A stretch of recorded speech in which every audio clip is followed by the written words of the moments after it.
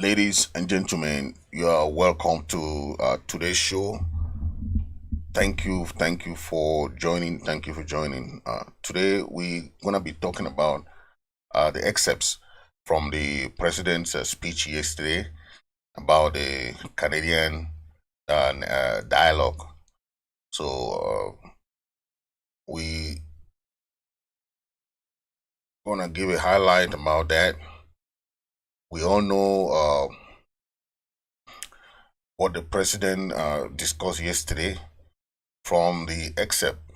You know, we saw how the president congratulated the ARFs. The president uh, re-emphasized about his ground on not attending the meeting because he emphasized that the meeting looks like that of the Grand National Dialogue number two. That's what he said. So uh, he really made it clear why the stance of the IG not to attend the conference. And uh, it was quite clear that there was a lot of issues that were raised by the president of not attending the meeting. Okay. And we all understand how La Republique played their games from the speech. It he made it clear that the composition of the team that the La Republique want to go and talk to is not the choice of the Amazonian people. When you want to when you call for a dialogue or an outreach as they call it, you have to let the people know why you are calling for that. And the people you invite, you should tell them if they are coming and what to discuss about. If La Republique is imposing on the people of Amazonia that the issues to be discussed will only be the form of state and nothing else. It means that they have limited the discussions to what they want, and which is it's just like you're imposing on somebody what you want them to talk about. Whereas that's not the way to go because it should be on an equal footing. Okay, when you have a negotiation process, it's a whole structural process, and it starts with some preliminary talks. From there, it moves to uh, the different stages of negotiations. It's not about imposing on people who to bring or who to invite or what not to discuss. Those are the kind of thing that the international community has condemned about talking about preconditions. Okay, negotiations without preconditions, because those conditions are the limitations that hinder the smooth running of the negotiation process. And you can see the president could not attend this kind of conference because of these kind of modalities that were set by the Cameroon government. The Cameroon government is calling for a negotiation just few weeks after they call off the Swiss-led negotiation. And those are the issues that people tend to ask. But why? Why is it that they left an internationally recognized negotiation process just to call for what they call outreach? So people can even, this is very simple, okay? You can just understand that uh, in a negotiation process that was already ongoing, that was mediated by Switzerland, was abandoned by La Republique. Then all of a sudden, we saw one of the foreign ministers in the United Nations in September. He was calling for the United Nations support, that they need help from them. But why did you leave if you really want peace? People will ask, if you want peace, why should you leave an already recognized internationally recognized negotiation process, you instead prefer to go to another process that is not internationally recognized. Because the role of Canada is not the same role as the role of Switzerland. Switzerland was playing a mediated role, but Canadian government is not playing that same role. I hope that they are not playing something else, because the role that La Republique wants Canada to play is like a teacher or like a mentor. It's not a mediator role. Okay, it's not a mediator role. La Republique want uh, the the Canadian government to explain or to teach or to mentor the Amazonian leader on how Quebec is surviving within Canada, because Quebec's situation is similar to Amazonian situation, where uh, is an is a state, okay. But when you talk of Quebec, the Quebecers are not really willing to stay within Canada, because they have held about 2 or 3 referendums to leave Canada. Okay, but when you have that kind of referendum, and let me emphasize this: the French government has been the number one sympathizer to the Quebecans, because the French has been emphasizing that they should leave Canada. Okay, in the referendums that the Quebecers have held there in Canada, the French government was in full support for them to quit Canada and have their own country. But today they want us to go to Canada for them to lecture us about the kind of system that they have there in Canada.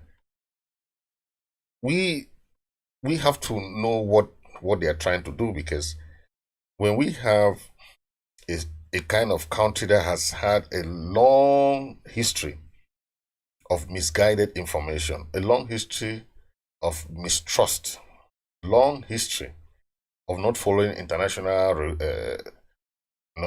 treaties, international laws, international engagements. How do you trust that kind of person?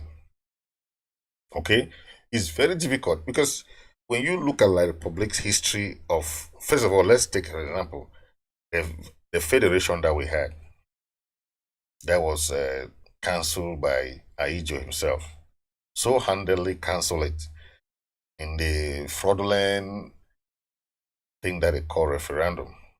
Okay, do you think that that kind of referendum can really be trusted, where they say yes and we? It cannot be trusted, because you are putting the people in a kind of a dynamic situation where you want them to answer yes and we, and the ballots were not even present, and you just say answer this, answer this, answer this. Okay, the issue President Chris Anu rules was also very important. The issue of third party. If you have a dialogue process, it's different from mediation. And anybody will tell you that any mediation process must have a third party. A third party must be present. And how do you square that up when Canada is not playing the role of a third party or a mediator? Canada is not playing that role.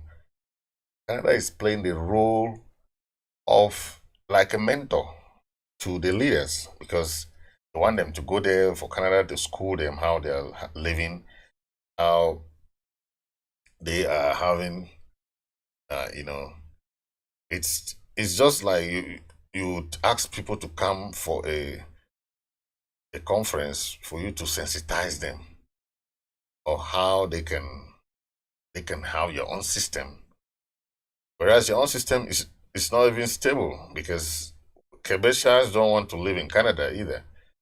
They have been holding their referendum to quit the Canada, So the system there is not so stable, no matter what you portray outside, but it's not stable because the Kebesas are the minority in within Canada. Okay, so they are not also happy. So anybody would tell you, oh, the system there is good. No. Okay. A lot of small countries that were within the system of being federated under certain countries want everything out. They want to get out of it because a lot of federation system have failed because of that. Okay, where you have one country toppling the other or overpowering the other in terms of the political, economic, and social life. Okay, the La Republic must understand that Amazonians have a government. Amazonians have an, a constitution, an institution that we respect. Anything they do, they should go in line with that. We have a restoration council. We have a government. I like what the president emphasized on that issue because you you cannot just wake up in the morning and just call a country. We're a country. Just call, oh, we need you in Canada. You see, that is so mean, and that is what La Republic is good at. To tell you that you are not equal to them. That is the number one issue that they are trying to do. They will just minimize us, minimize what we're doing. Anyone that say he has a government, and that's what has been killing their system there in Yaoundé, where they pay like 30 people to go and create their political parties. They say they are party leaders, this of this. Then whenever there's anything, of course, Biya will always win. Biya must always win in that kind of environment where you have the opposition parties are more than 30. Okay, then you go now to election, Biya wins the election. But that is what Biya does every time because there's a kind of strategy that they do. But we have lived with these people for about 60 years. We know what they can do. We know what they cannot do. When it comes to this politics in terms of how La Republic operates, they are the most corrupt government you can ever think of. They don't care to go to Canada and bribe the Canadian government. They don't care. You saw what they did to the Nigerian government. They went to Nigeria and bribed the Nigerian government to arrest the leaders. And when they want to offer a bounty, they'll offer you some of money. When President Chris went to Nigeria, you saw that he was almost arrested. Yes, he was almost arrested. Because the La Republic has planted agents there in Nigeria that any leader of the struggle that arrives in Nigeria should be arrested. That is what they have done.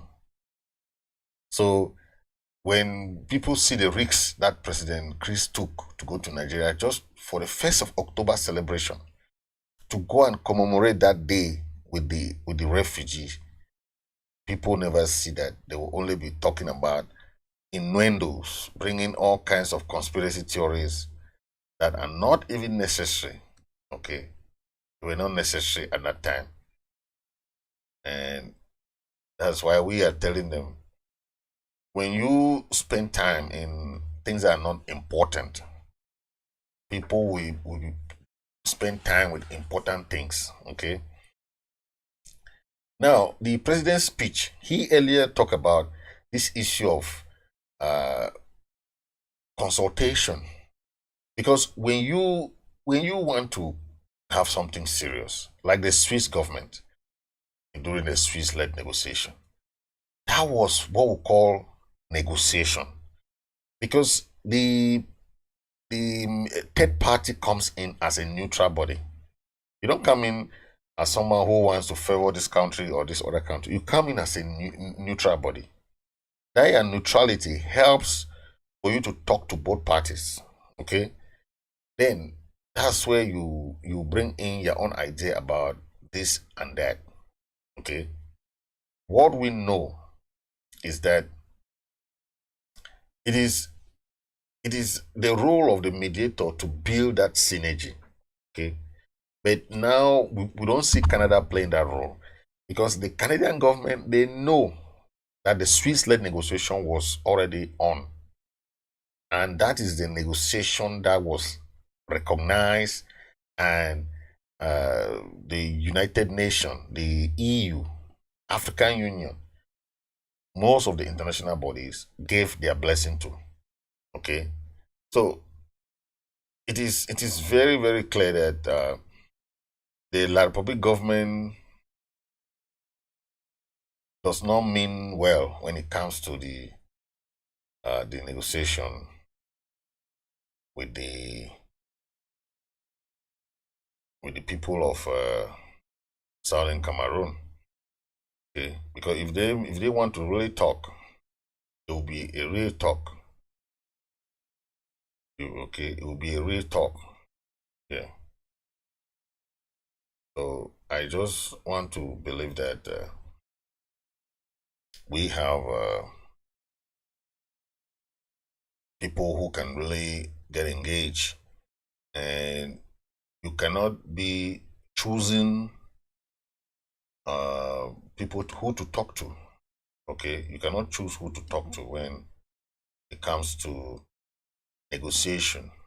Okay, we have a negotiation and a process that must be respected. When you call for uh, something like that, that you want real peace, I understand why the president compared it to the Grand National Dialogue in Yaoundé, where they came out with some few members from the CPDM and all those other members, and they ran up their conference with what they call uh, the Swiss, the Canadian outreach.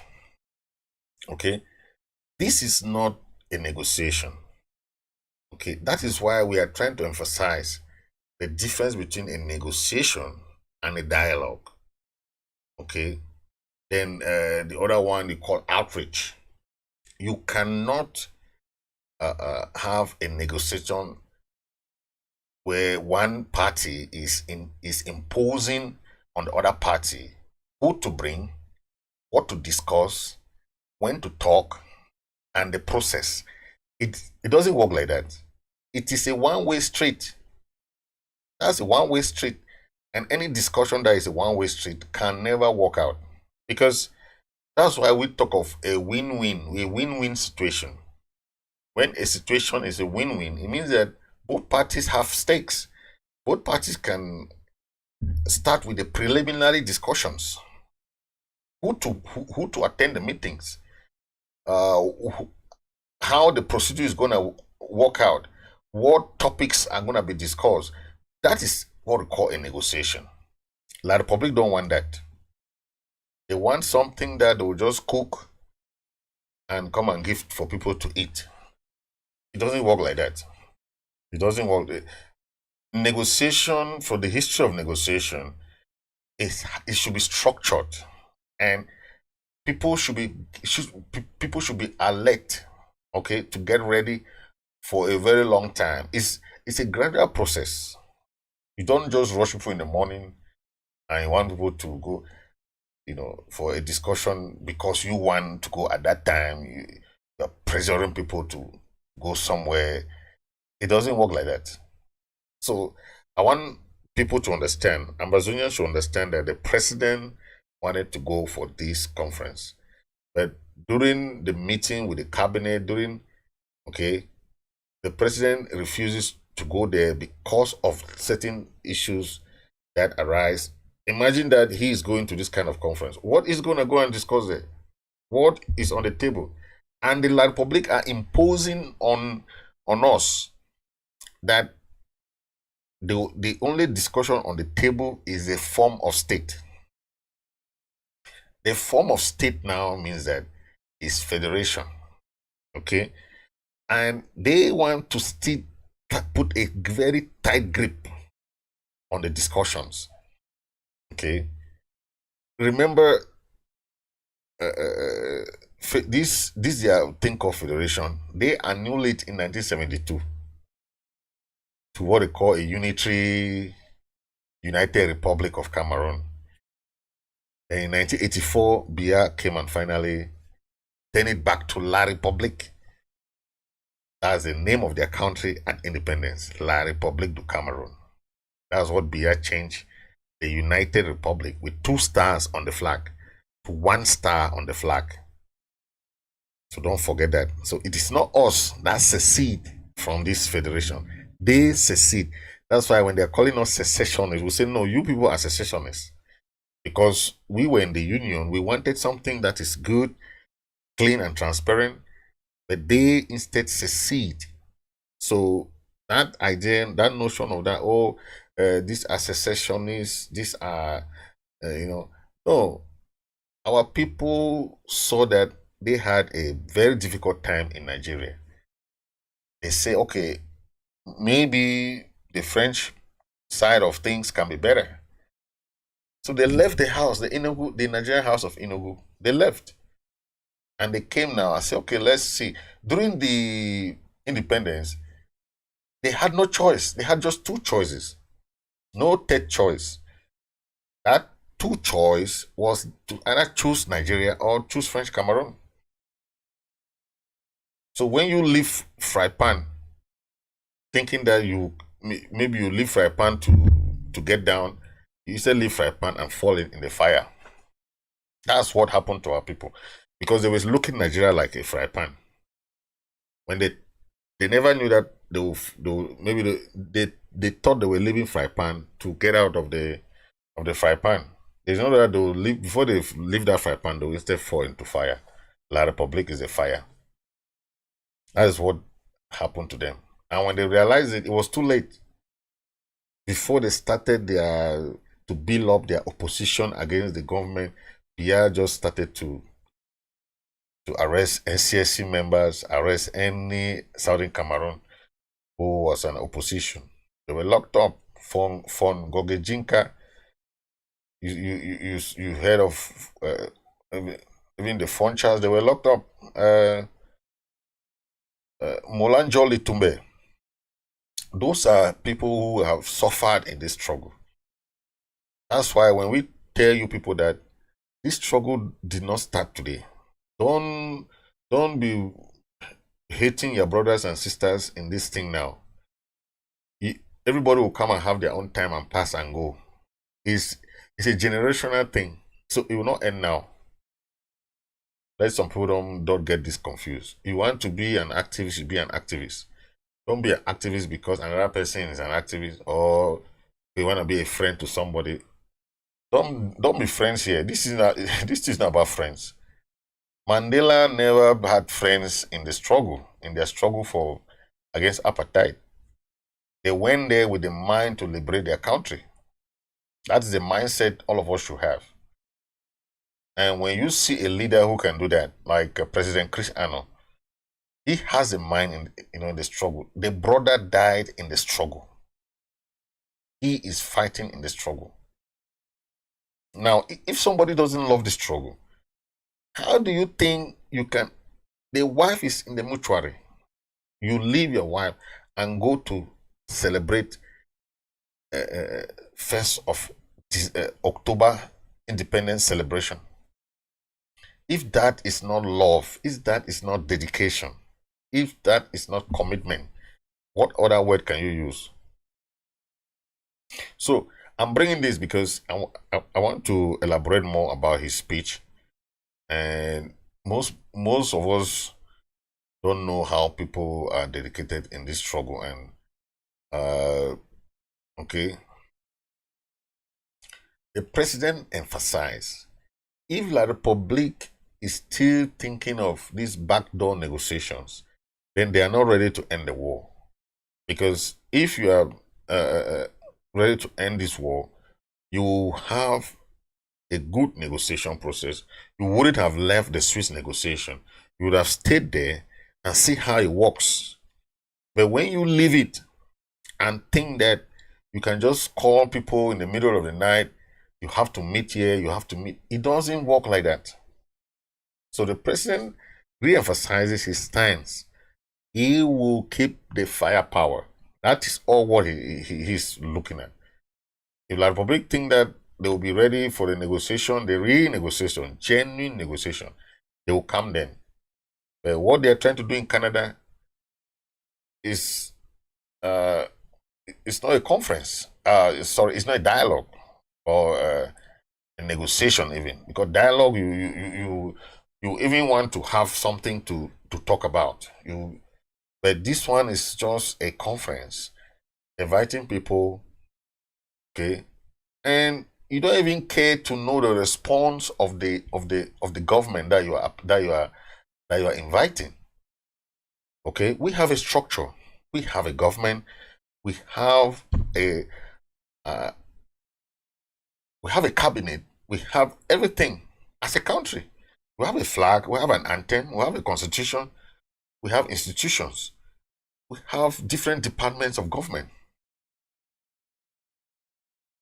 If you contact one department, we have a Department of Foreign Affairs. In normal circumstance, most countries deal with their Foreign Affairs Ministry. Okay, all the embassies in the world are controlled or under the Ministry of Foreign Affairs. So when you just wake up in the morning, just say anything, and you don't know that any country has their own way of doing things. You can blame the president, you can blame whoever, but they have people who are having meetings together before they make decisions. The president don't have sole decision on anything. We have a cabinet meeting. We have the Restoration Council. They put their heads together with the other members, with the counties and the LGAs, the country heads. They put heads together and come out with solutions. So it's not like you just call somebody, President Chris Anu, can you meet up? Can you meet us in Canada? It doesn't work like that. It doesn't work like that. We have a structure. Yeah, we have a structure, and the Republic don't want to respect that structure. You cannot just invite anybody and let's just go and sit with them. How can you invite mayors? Mayors are coming to do what in that dialogue there, in the negotiation? Especially the mayors that have been appointed. Okay? Then you invite governor. What are those governors? Who elected the governor even? Just invite them to come and be sitting there. And what are they going to talk there? To send more troops to enter to come and kill people. Okay? It is just the same thing that happened in Yaoundé. I don't know if La Republique is learning sense or they just want to keep repeating the same thing over and over. They told them the Grand National Dialogue ended in a fiasco. There was nothing that came from it. The billions and billions of CFA that was spent there, inviting people from all over, different people that they want to invite. And that is a problem. You cannot have a discussion. You are inviting people who you want to invite. You don't allow the other party to make their own choice of who to invite. Because this thing is not about sentiment. It's not about love for a particular group or a particular person. No. We have a team Ambazonia. All the leaders are part of it. The leaders who are not part of the team Ambazonia are those leaders who one or two that were skeptical about the process. Just like what we are talking here today, it's about skepticism of the process. If the process is genuine, people will like it. Leaders will follow. If the process is not, it's very tricky. People will not like to go and get involved in something that tomorrow you don't have answers. Okay. The Grand National Dialogue failed because of the same reason that they're trying to do this Canadian dialogue. The same thing. Okay. The dialogue and the negotiation process that the interim government emphasizes is for the root causes of the problem. Because if you start somewhere, you don't go on the root of the plan. That plan will still grow up. Okay? If you want to dig a storm from your house or your land, you don't remove that root. That thing will still grow up. Yes. So the root causes of the problem is how go to the bottom of the problem. Start from there. Don't start from up and you could go, then you forget about the root. That's what the president emphasized. The root causes of the problem. That is it. So if the La Republic is really ready, if La Republic is ready, they will know who to talk to. They will know who to talk to. They will not just be talking to anybody that just form a political party and say is we don't want that La Republic thing that they did in their Grand National Dialogue there. We don't want that nonsense. Because you just choose people, you just invite people and say, come for the Grand National Dialogue. One you here, one you there. That is not how. They did not like the Swiss-led process. They did not like that because it was too internationalized. And that is what we want. We are not going there to sit as groups. We are going there to sit as Ambazonia. This issue is not about group. It's about Ambazonia versus La Republique. It's two. They will have a third party sitting there as a mediator. That is what we're talking about. Negotiation is not something of 1 day, 2 days, 5 days. It's not like that. It's a process. Okay? Gradually. Okay? Then we will come to a conclusion. You don't just call people one day and just say, please, can you meet us in Canada? It doesn't work like that. It doesn't work like that. Okay? Most people are emphasizing on the unity of the. I always tell people, don't make mistake. When you some international community is saying that the leaders are not united. No, the leaders are very united.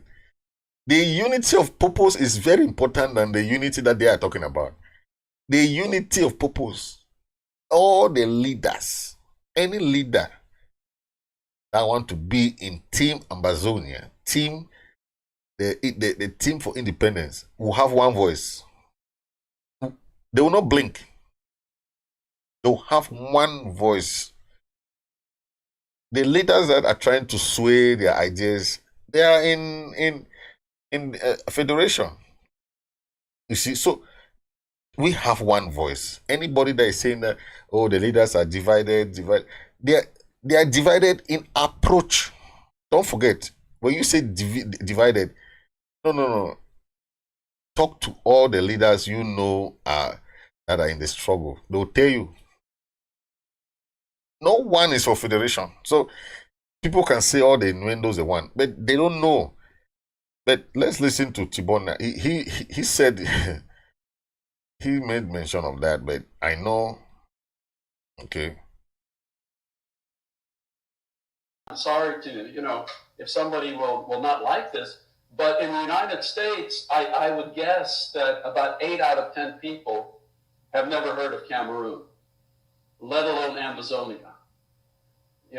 Certainly amongst a certain sector, people have, but if you ask people on the street, they will not have any idea. So the message, that's why it is so important in a issue. I'm sorry to, if somebody will not like this, but in the United States, I would guess that about 8 out of 10 people have never heard of Cameroon, let alone Amazonia. Certainly amongst a certain sector, people have, but if you ask people on the street, they will not have any ideas. So the message, that's why it is so important in a issue like Amazonia, Southern Cameroons, there has to be absolutely a unified message. And as long as different groups show up in congressional offices advocating different points of view, the situation is going to go on as it is. And that is the truth. So that is Tibor Nagy. I know most of you know Tibor Nagy as a former American Undersecretary of State for African Affairs, person in charge of the whole of Africa. That's him there. And he used to be one of the ambassadors in Cameroon. So he knows a lot about Cameroon history. That's why he's been having interviews with Secretary Chris. You know, he's having a lot of good time with Amazonians. And he is always there to advise us. A lot of time he has given his own advice about what he thinks can really work out, you know. That is a lot of time he has been there to really conscientize, you know, our people about some facts and what they can do. Okay. He's a nice guy. He's a nice guy. He has always been there for us. And I want to appreciate him because he's giving us some heads up what the international community thinks about us and what we should do, what we should be doing. Okay. But I still want to re-emphasize, okay, the kind of unity is just that once the La Republic are ready, our leaders will be ready. Because they are ready. Okay? They are ready to talk on negotiation, not the dialogue in Yaoundé or the one that is going on in Canada. Okay? That is not what we want as a negotiation. The negotiation should be on the basis of real talks that can have a lasting peace. Because any talk that will not have a lasting peace will not go in line with what we know of what's going on now in La Republique, where they want to topple the government. Okay, we are still going to use this as a golden opportunity.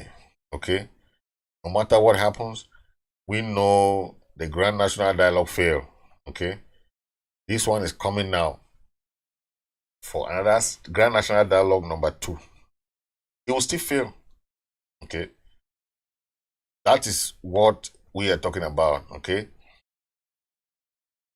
the one that came up about the Ground Zero Command, the president mentioned it also, talking about these people. He emphasized, okay, we have a chain of command. What has really prompted most of these military coups in Africa is when the military command don't take orders from their chain of command and they finally end up, you know, having some funny people at their head. And what happened next? There's a coup. Okay, there's a coup, and the coups are just been so many. Okay, you don't understand who is dedicated in a struggle when you see somebody taking the risk of going to Nigeria, taking the risk of using his own brother. Somebody would have said, "My brother, leave that fight. Go and stay. Don't fight again." But he was encouraging the brother, Field Marshal. Okay, that is what we are talking about. The president mentioned of that issue of kidnapping. We have emphasized that issue of kidnapping several times. We have asked anybody that has been kidnapped or has faced kidnap, please send us the number. Send us every information you know. Anybody that asks for ransom, send us the number. We'll know how to trace the person. Yes. So we don't want that thing to continue. Okay. We don't want that thing to continue. We want something that can give the people trust. Okay, trust. Okay, you see someone whose wife, okay, is in the hospital. He was there still on live TV, working for the people. Okay, but I don't know what people want to interpret. That's their problem. But okay, someone, I know all those paid enablers are the ones spending time to bring all those conspiracy theory. Okay, I want us to talk about but I'm asking, can look Bia gross fatigue? That's the newspaper, Aurora. Gross fatigue. You don't want to leave office. You want to stay there. Look, they say he canceled almost 5 audiences. Countries that want to come and visit the president of a country, they cannot even see him. He's tired. Okay, he's tired. I don't know the kind of life someone will live that at the age after you have arrived 70 and plus and more, like 80. It's time for you to rest. It's time for you to rest. It's really sad that you see somebody who is tired, but they are pushing him to still stay somewhere. Okay. The president emphasized on that we are not going to back out until the Republic go to the negotiation table. Okay, we know the stress they are putting on this power. They are putting a lot of stress on him. Okay, the little time that he has to sleep, they'll be telling him of 3 armies killed, 4 armies killed, this one killed. Okay, it's a problem. It's a problem.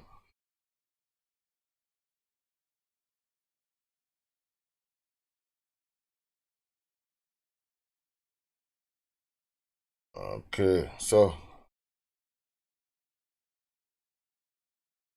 now let's talk a little bit about Africa.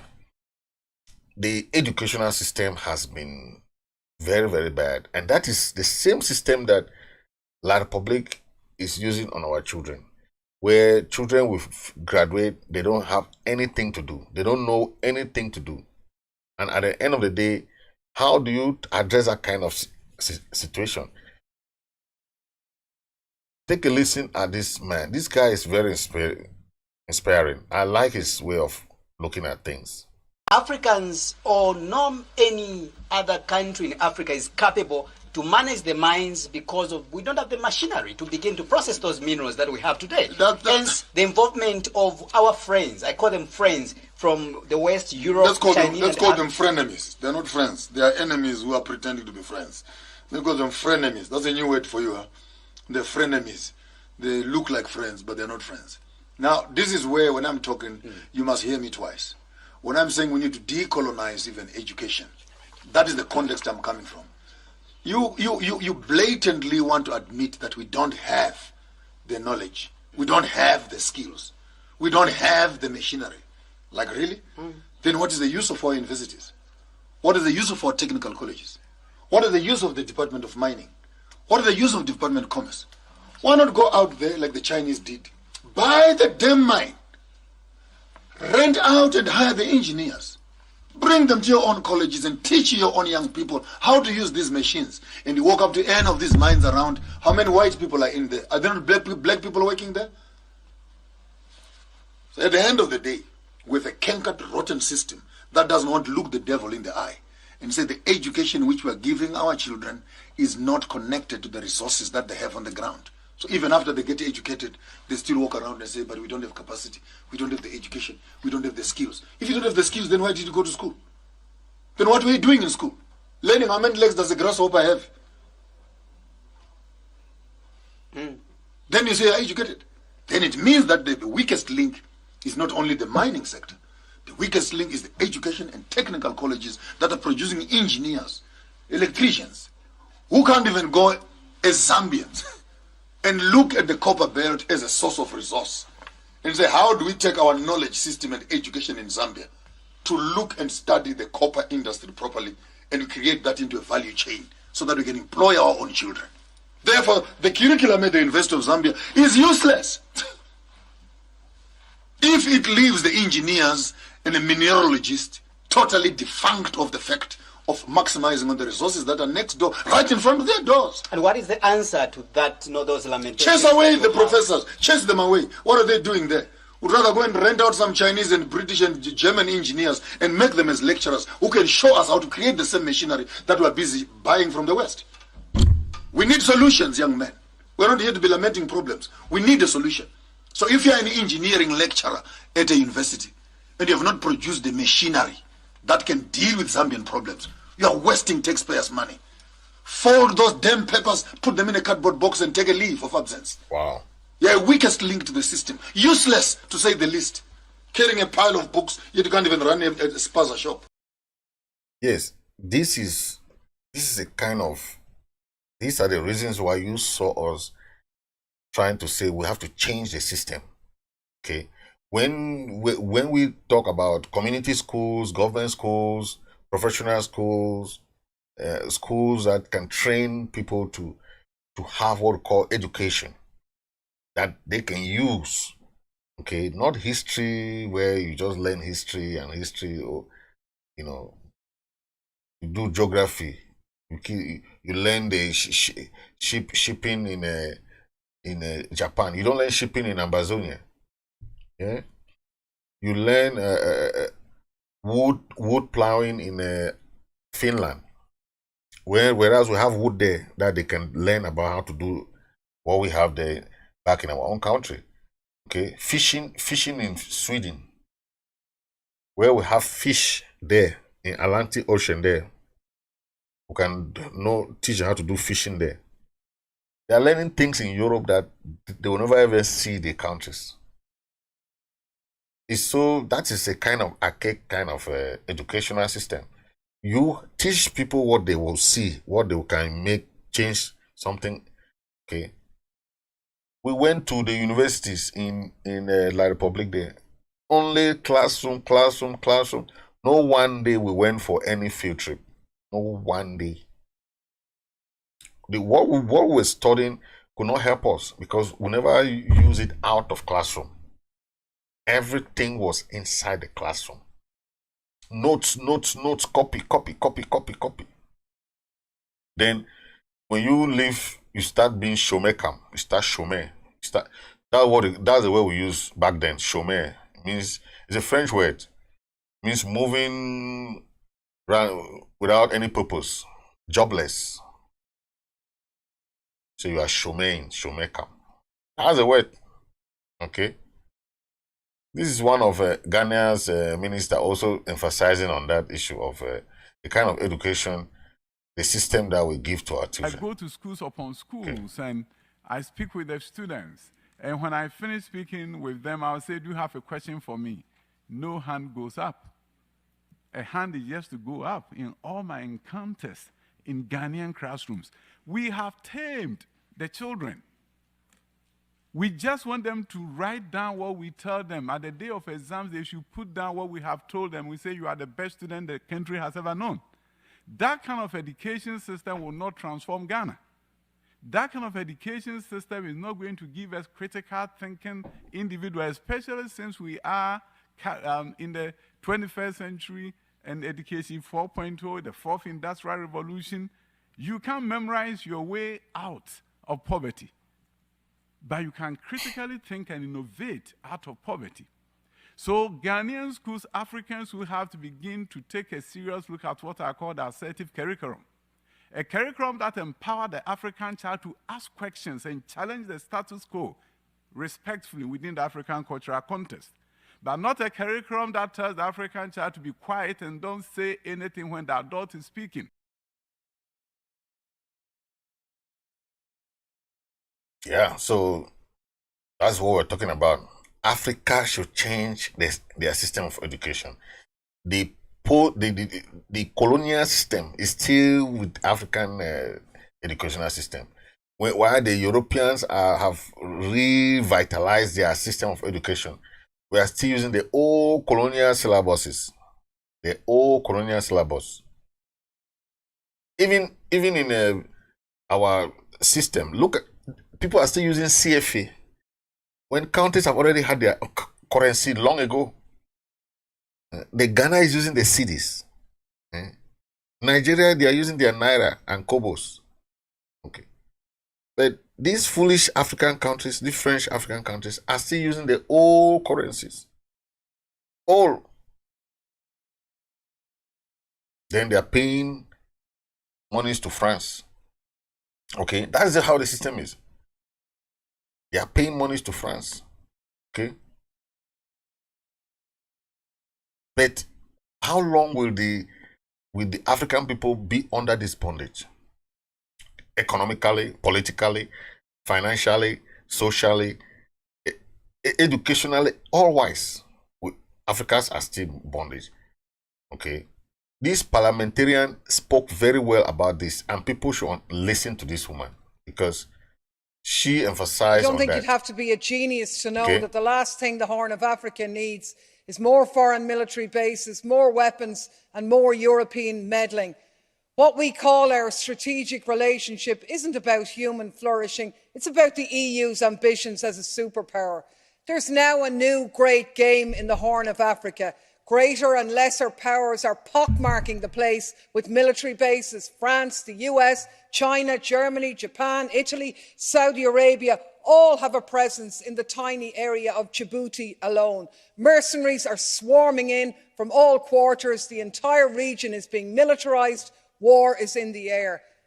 And what about the people facing climate and food insecurity? None of this benefits them. We talk about instability, but we only make it worse. We flood the place with weapons, hand over the profits to European arms companies and charge the bill to our citizens. And then with the carnage, we go back in and we do it all again. It's a racket. Strategic relationship, it's one thing after another, isn't it? Really, it's the same as it ever was. And all I can say is, God save Africa from Europeans offering help.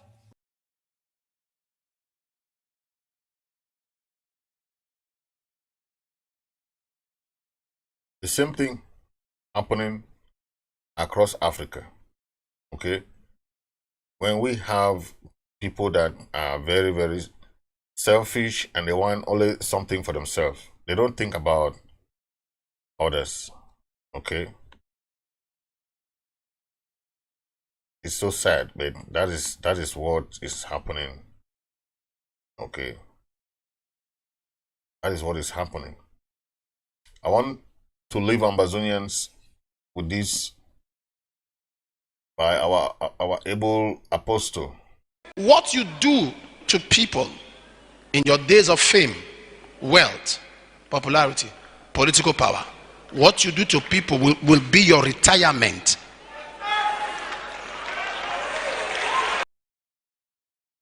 What you do to people in your days of fame, wealth, popularity, political power, what you do to people will be your retirement.